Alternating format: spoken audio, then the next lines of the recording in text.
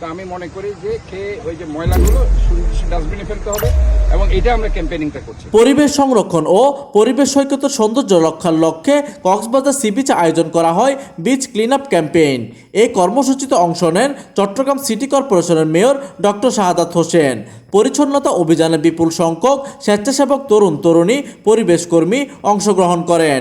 তারা সমুদ্র সৈকতের বিভিন্ন অংশ থেকে পলিথিন, প্লাস্টিকের বোতল, খাবারের মোড়ক সহ পরিবেশ দূষণকারী বর্জ্য সংগ্রহ করেন। মনে করি যে ওই যে ময়লাগুলো ডাস্টবিনে ফেলতে হবে এবং এটা আমরা ক্যাম্পেইনিংটা করছি যাতে করে এটা আমাদের সম্পদ, এটা দিয়ে আমরা ইকোনমিক্যাল গ্রোথ বাড়াচ্ছি, কাজে এটা আপনাদেরই সম্পদ।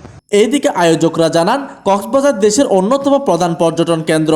এই সমুদ্র সৈকতকে পরিষ্কার ও পরিবেশ বান্ধব রাখতে সরকারি উদ্যোগের পাশাপাশি সামাজিক সংগঠন ও সচেতন নাগরিকদের সম্মিলিত প্রচেষ্টা অত্যন্ত জরুরি। যদি আমরা সচেতন না হই, কখনো এই কাজে আমরা সফল হব না।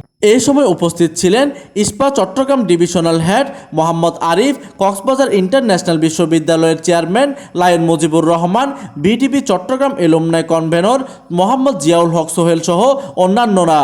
পরিবেশ রক্ষায় এমন উদ্যোগ ভবিষ্যতে আরও বিস্তৃত পরিসরে ছড়িয়ে পড়বে এমনটাই প্রত্যাশা সংশ্লিষ্টদের। কক্সবাজার প্রতিনিধির তথ্য ও পাঠানো চিত্রে ডেস্ক নিউজ, দিগন্তের বার্তা 24, কক্সবাজার।